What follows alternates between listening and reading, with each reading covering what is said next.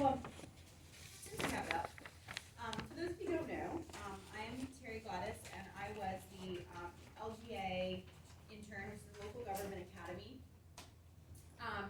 intern. And so in spring of 2020, the Union Township was granted the Local Government Academy Municipal Intern Grant. And so what that meant is that the township was the only township in Washington County, all the rest were in Allegheny County, to receive this grant.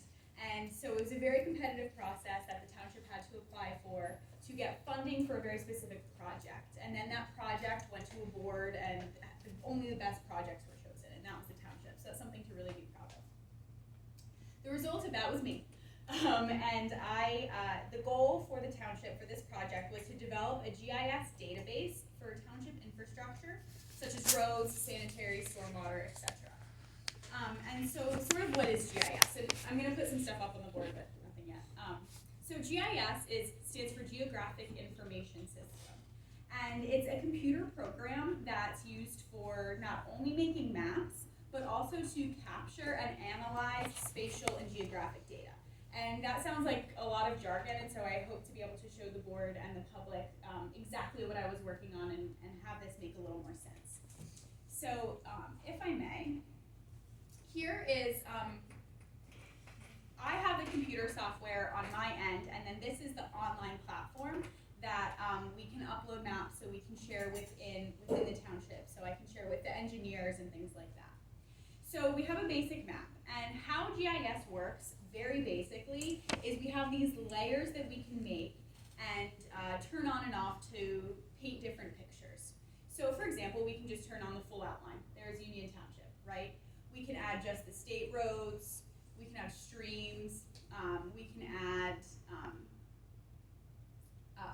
there it is, Union Township owned streets, sorts of things like that. Pretty simple, but very useful for a lot of things, obviously.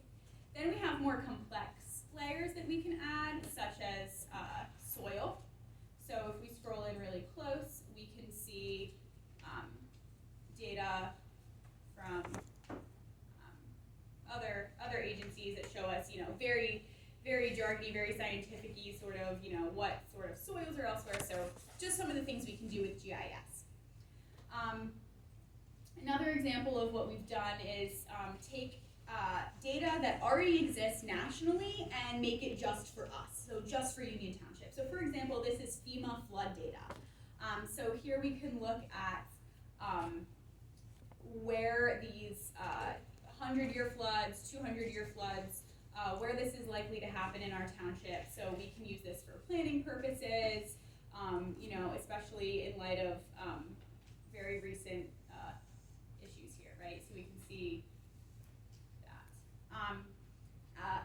Along with taking data that's already exists, that's at the national level, we can also take township data and make it better. We can make improvements. So for example, if you wanted to go onto our website and look at our zoning map, this is what would come up, which is awesome. It's really important. It gives a lot of information, but it's pretty hard to read, to understand. So what you would have to do is look at this, try and decipher all of these lines, then go to the township code to figure out exactly what each of these are for. Whereas with GIS, what we can do is create an interactive map. So first of all, obviously this is a little easier to digest because it's color-coded for one. But what we can then do is create an application that is user-friendly. So this is on our Facebook page right now, and hopefully will be on our website soon, where this is our zoning map. There's a little message over here, sort of cut off, but there's a message over here for the public about how to use this map. And then you can zoom in and click on an area. So for example, this is R2.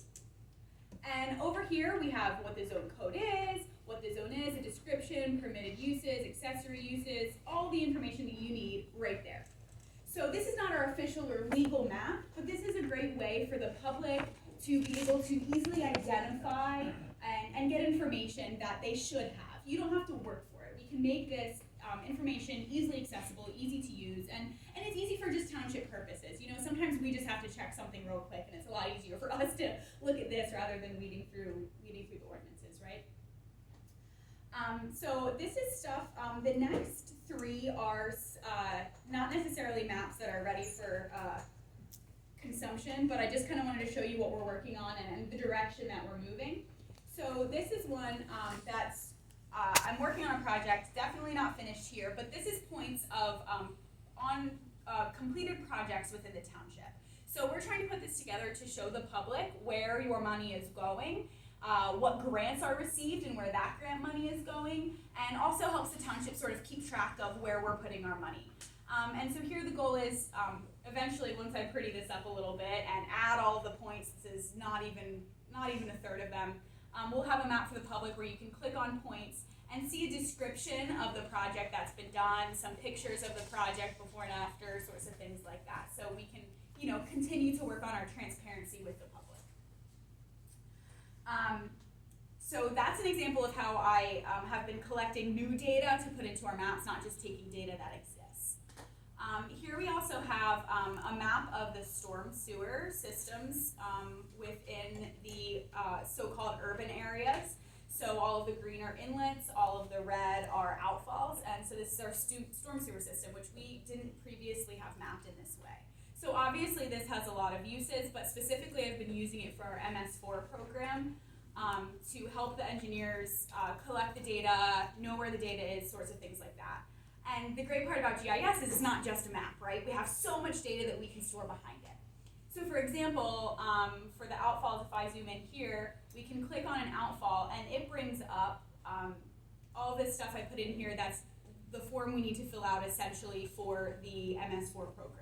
So not only is this data stored in somewhere that I can access it, the township people can access it, the engineers can access it, but also I can go out, use that awesome iPad that we purchased, and collect data in the field live.